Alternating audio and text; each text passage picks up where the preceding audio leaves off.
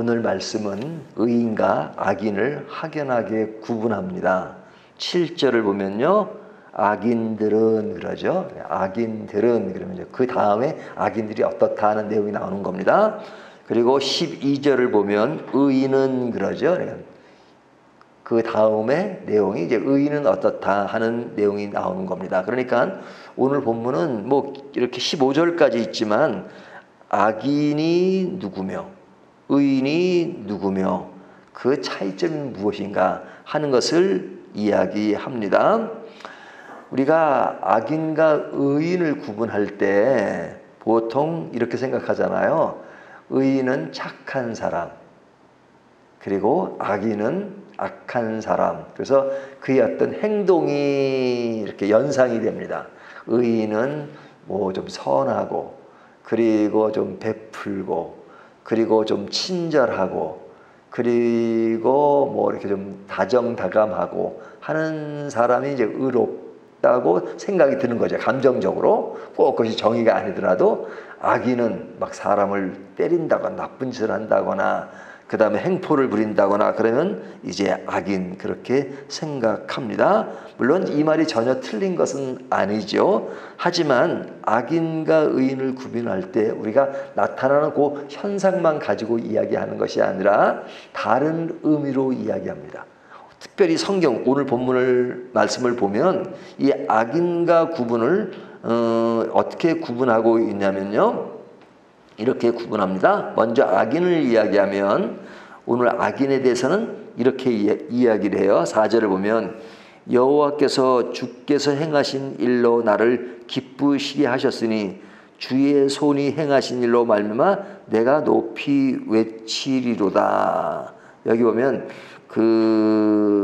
아니고 6절입니다. 6절 어리석은 자도 알지 못하며 무지한 자도 이를 깨닫지 못하나이다. 자, 여기 악인을 이야기할 때 뭐라고 이야기냐면 알지 못하고 깨닫지 못한다. 그러니까 알지 못하고 깨닫지 못하는 것을 악인이라 그래요. 이 사람에 대한 별명이 있는데 그 별명이 뭐냐면 어리석은 자도 알지 못하며, 그러니까 알지 못하는 자, 무지한 자인데 그 사람들을 다른 말로 하면 어리석은 자다 이렇게 말하고 무지한 자도 이를 깨닫지 못하는 아이다. 그러니까 어리석은 자와 무지한 자라고 이야기해요. 그 사람이 누구냐? 알지 못하고 깨닫지 못하는 자가 어리석은 자요 무지한 자다 이거죠. 그러니까 이 사람을 악인이라 그래요. 그러니까 우리가 생각하는 어떤 악인의 분위기와는 다르죠. 여기서 말하는 악인은 어리석은 자요 무지한 자인데 그는 깨닫지도 못하고 알지 못한다. 그러니까 우리가 어떤 부분에 알지 못하면 그 부분이 참 모르는구나 조금 생각하지 그것을 악인으로 생각하지는 않잖아요. 근데 알지 못하고 깨닫지 못하는 것, 그러면 뭘 알지 못하고 깨닫지 못하는 것인가? 뭐 예를 들면은 계산을 하는데 그 계산하는 법을 몰라가지고 악인이라 그러겠어요?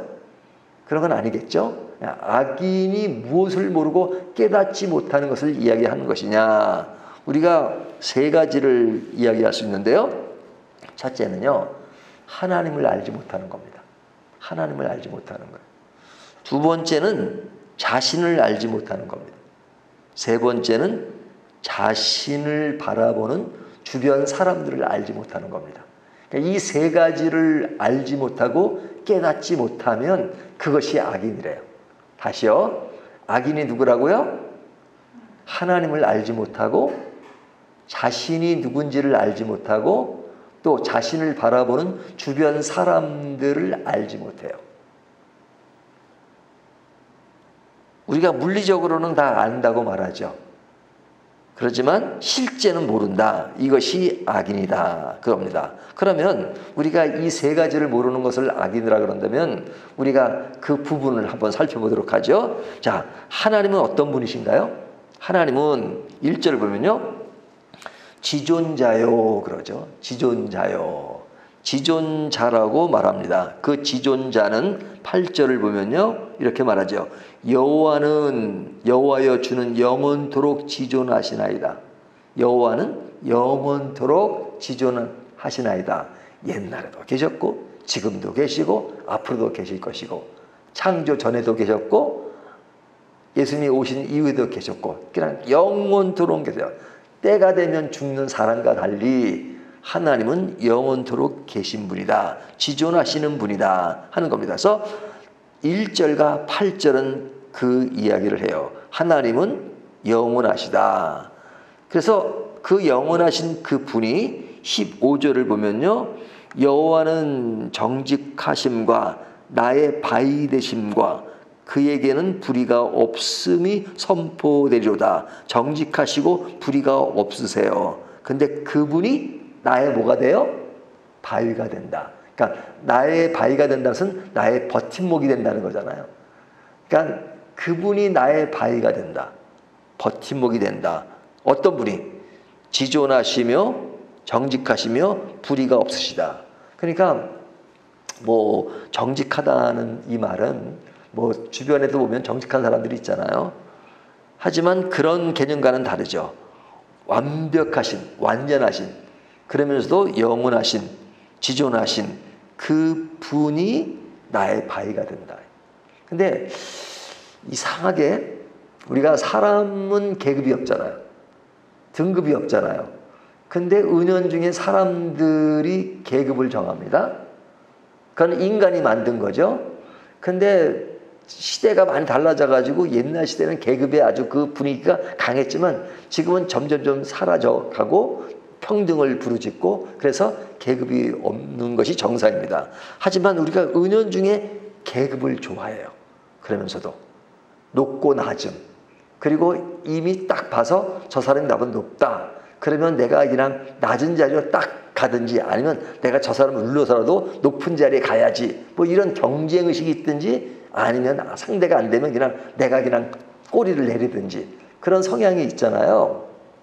근데 사람들이 그래요. 처음 만난 사람들 있으면은 처음 만나면 그냥 인간 대 인간으로서 서로를 이해하면 되는데 일단 저 사람과 나와의 사이에 등급을 정하려고 노력을 해요. 그래서 나중에는 막 물어봐요. 뭐 나이가 어떻게 되시냐 그리고 그다음에 뭐 어떻게 고향이 어디냐 그리고 뭐 해가지고 딱 그것을 정한단 말이죠. 그래서 저는 옛날부터 그걸 싫어했고 그래서 이렇게 이렇게 처음 만나면 뭐 그 신상 조사를 하지 않아요. 뭐 물어보질 않아요. 그러나 이제 친하게 되면 자연스럽게 알게 되죠. 하지만 처음부터 뭐 이런 뭐가 어떻고 어떤 사람들은 뭐 학교를 어디 나왔냐 그리고 뭐 어디 나왔고 그건 사실은 어떤 의미에서는 신뢰가 되는 질문들이거든요. 근데 그거 왜 그러냐? 인간들의 어떤 이렇게 등급을 자꾸 정하려고 하는 그런 것이 있어요. 근데 하나님은 완벽하신 분이에요. 그래서 이 등급을 정해놓고 사람들은 등급을 좋게 높으면 그냥 항송해야죠. 예를 들면 뭐 제일 많이 욕을 하는 사람이 누굽니까? 뭐 대통령을 욕을 하고 정치하는 국회의원들을 욕을 하잖아요. 하지만 개인적으로 그 사람이 만나자 그러고 그러면 아마 굉장히 영광스럽게 생각할 겁니다. 객관적으로는 욕을 해도. 근데 사람에게 등급을 정해가지고 높으면 내가 꼬리를 내리는 그런 일면이 있으면서도 하나님에 대해서는 꼬리를 안 내리려고 해요. 하나님이 어떤 분이세요? 하나님은 인간과 비교할 수 없는 분이에요. 지존하시며 영원하시며 정직하시며 불의하시며 완전하시고 완벽하시고 지금도 살아계시고 역사를 창조하시고 우주를 창조하시고 근데 그분이 나의 바위가 되신대요. 근데도 감격이 없어요. 왜 그런 줄 아세요? 첫째는 보이지 않으니까. 그러니까 보이지 않다고 안 계신 게 아니잖아요. 우리가 실제 살아가면서 보이는 게 많습니까? 보이지 않는 것이 많습니까? 보이는 것은 보이니까 다인 줄 알아요. 하지만 실제로 우리가 살아가면서도 보이지 않는 것이 보이는 것보다 엄청나게 크고 많습니다. 근데 안 보이니까 없는 것처럼 생각하죠. 우리가 이렇게 숨 쉬는 공기, 안 보이잖아요. 그렇지만 숨 쉬는 이 공기가 그냥 잠깐이라도 없으면 인간은 끝나버립니다. 근데 없는 세계를 의식하지 못할 때가 많아요. 하나님이 안 보이시니까 안 계신 줄 알아요. 하지만 하나님은 분명히 살아계시고 지금도 역사하십니다. 그래서 하나님이 인간을 행하신 일이 굉장히 크다는 것을 강조해요. 4절과 5절을 보면 여호와여 주께서 행하신 일로 나를 기쁘게 하셨으니 주의 손이 행하신 일로 말미암아 내가 높이 외치리로다. 자, 시편의 기자는 뭐라 그래요? 주의 행하심이 크다, 기쁘다. 5절 여호와여 주께서 행하신 일이 어찌 그리 크신지요. 그분이 나를 향해서 행하신 일이 너무너무 크시다고 말해요. 그분이 행하신 일이 무엇일까요? 우리가 기본적으로 알고 있는 것들이 있죠. 하나님은 어떤 분이시라고요? 창조하신 하나님이시고 나를 구원하신 하나님이시고 지금도 나를 선한 길로 인도하시는 분이세요. 이것이 성경 전체 속에 녹아있는 하나님이 하신 큰일이잖아요. 크게 생각하면 창조하셨어요. 자, 우리는 피조물이에요. 그러면 이야기는 끝난 겁니다. 성경은 사실은 처음 시작부터 끝나버렸어요. 태초에 하나님이 천지를 창조하시니라. 그러면 뒤 이야기는요, 그건 보나마나요, 보나마나. 근데 인간이 그것만 가지고 이해를 못하니까 그냥 길게 기록했지만 사실은 창세기 1장 1절에 모든 것이 끝나버린 겁니다. 하나님이 태초에 천지를 창조하시니라. 그러면 끝난 거죠, 뭐. 그 끝나버린 것이 뭐예요?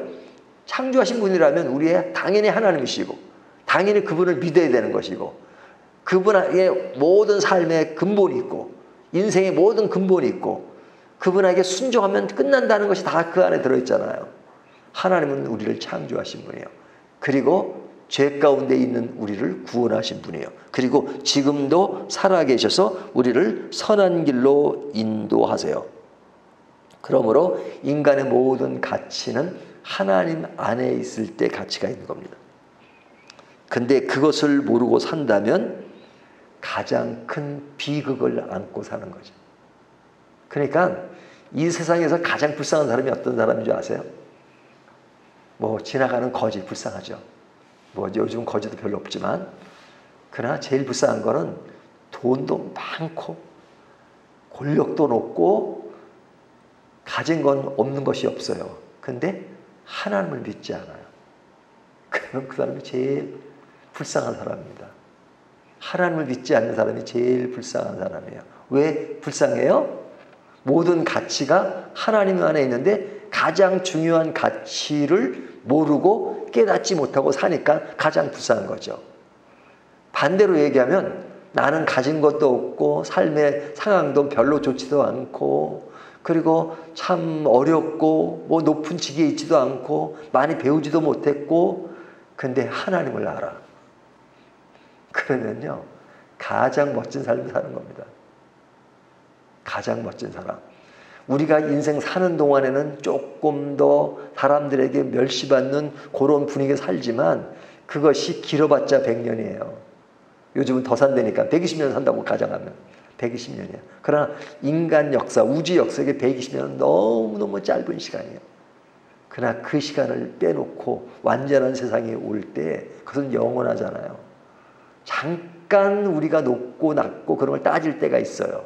하지만 영원한 것을 소유하니까.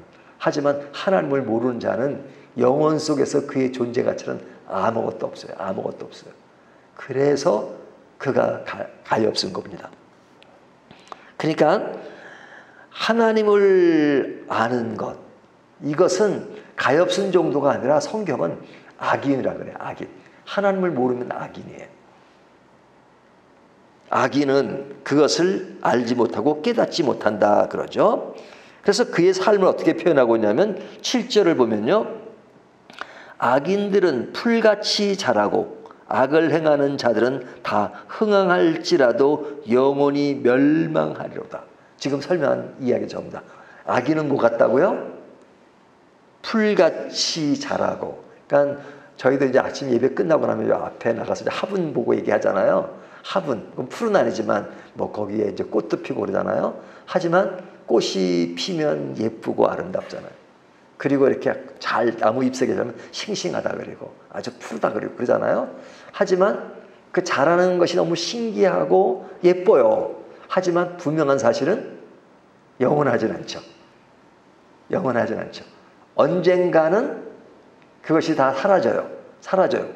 사실은 오래 못 가요. 우리 인간도 길어야 120년인데 많이 쓰고 있죠, 제가. 근데 그것은 키우면, 화분 키우면 뭐 오래 키우는 경우도 있지만은, 그래야 그 뭐 웬만한 것들은 뭐 1년을 못 넘기는 경우도 있고, 뭐 10년 못 넘기는 너무 당연하고 그러잖아요. 그러니까 그 특별히 그 자라나는 풀은 그냥 금방 사라잖아요. 예쁘다가도 금방 사라져. 근데 악인이 풀처럼 자랄 때는 그가 흥황하는 것처럼 보이지만 영원히 멸망하리로다. 이것이 악인을 이야기하는 겁니다.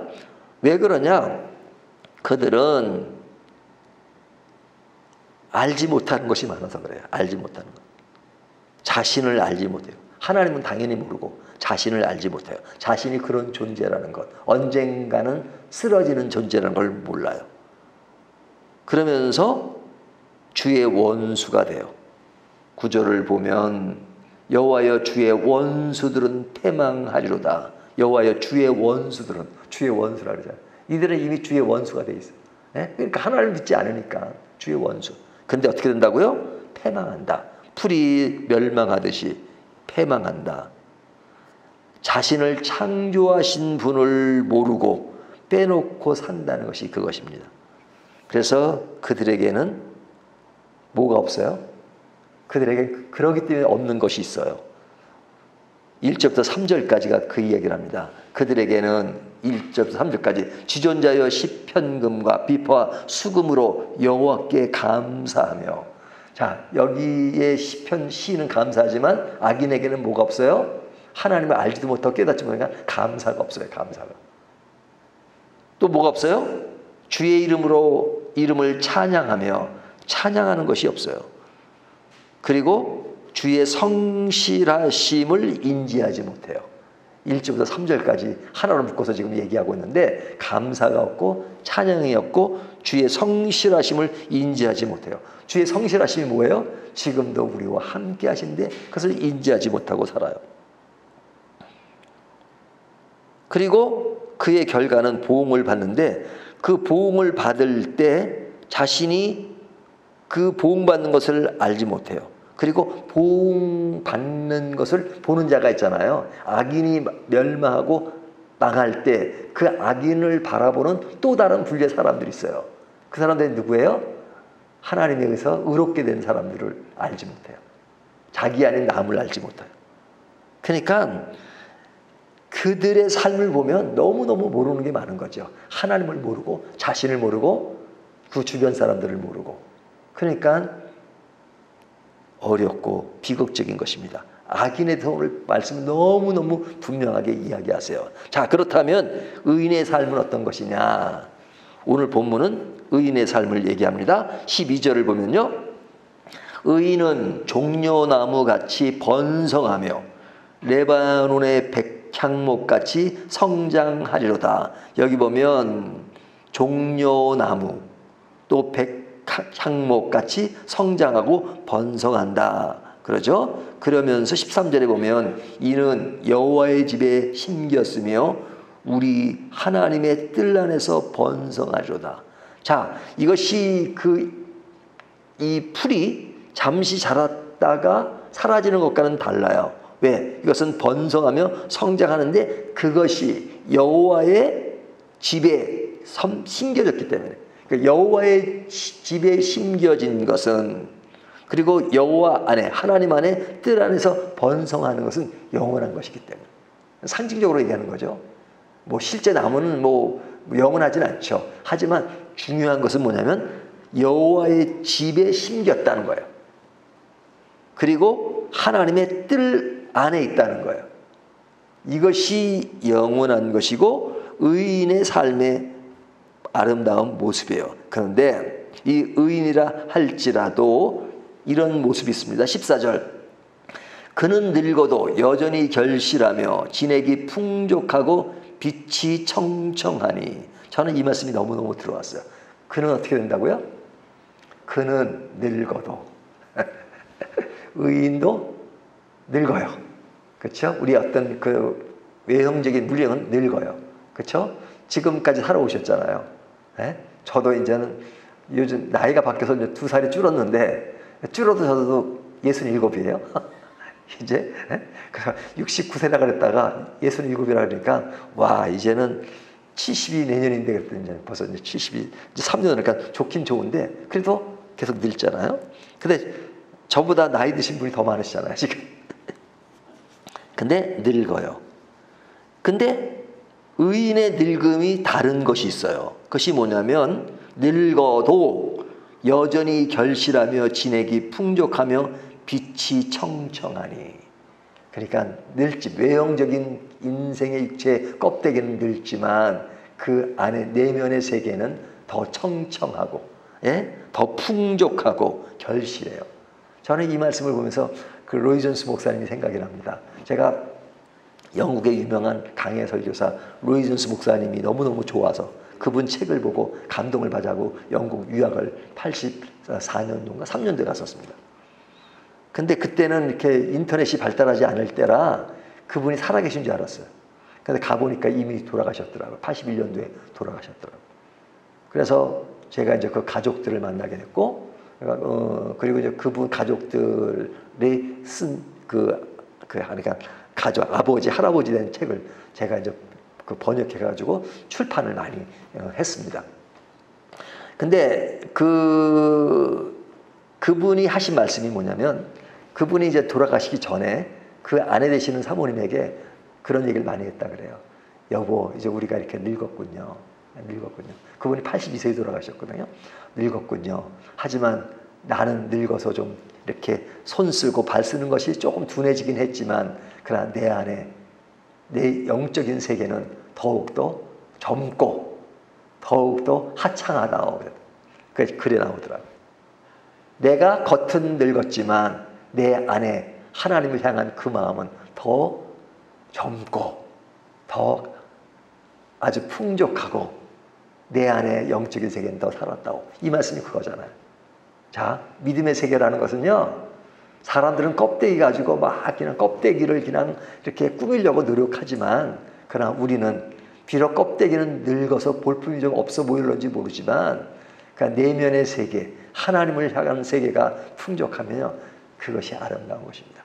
또 의로운 사람은, 하나님의 백성은 그걸 볼 줄 알아야 돼요. 세상 사람들은 그걸 못 봐요. 그냥 껍데기만 봐요. 껍데기가 아무리 하려 해도, 제가 연예인들을 많이 하거든요. 네, 뭐 그냥 그런 사람들과 성역 공부도 오래 하고 막 그래요. 근데 뭐 엄청 외적은 하려요. 속을 들어가 보면 진짜 안타까운 일이 너무너무 많죠. 그러니까 여기 보면 그인의 삶은 늙어도 결실하며 진액이 풍족하며 빛이 청청하다. 내면의 세계가 얼마나 중요하다 하는 것을 이야기죠. 그렇기 때문에 그에게 뭐가 있어요? 감사가 있고 찬양이 있는 겁니다. 여호와의 진실하심을 이해하고 인식하고 살아요. 그러니까 의인의 삶의 아름다운 것은 뭐예요? 악인과 비교되는 것은 뭐예요? 알고 깨닫는 것이 있어요. 무엇을 알고 깨달아요? 하나님을 알고 자신이 누군지를 알아요. 내가 부족하고 죄인이고 연약하지만 그런 나를 사랑하시는 하나님이 계신다는 것. 그래서 내 인생은 내 스스로 해결할 힘이 없다. 하나님께 의존할 때만 살 수 있다.